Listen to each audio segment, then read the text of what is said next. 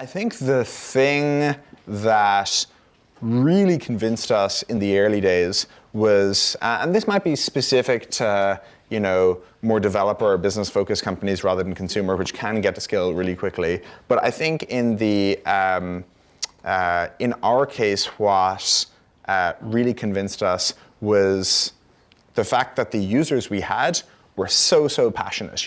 This was not just for them, something marginally better, but they thought that it was life-changing and revolutionary, and they wanted to tell all their friends. They wanted us to build a way for them to invite their friends to it.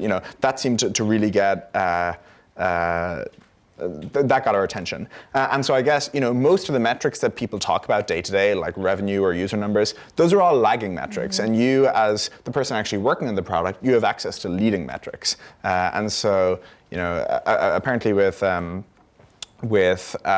Snapchat, one of the earliest, one of the most compelling metrics in the early days was the number of times per day each person used it, in that even if this wasn't really big yet, it was growing very quickly, and it seemed to have a really deep connection with each of its users. And similarly for us, I think the passion that the early users had about the product was that leading metric that indicated to us that something was there. So, but I think in each case, that leading metric is going to be different, but you want to find what that leading metric is to be able to judge whether this is going to take off or not.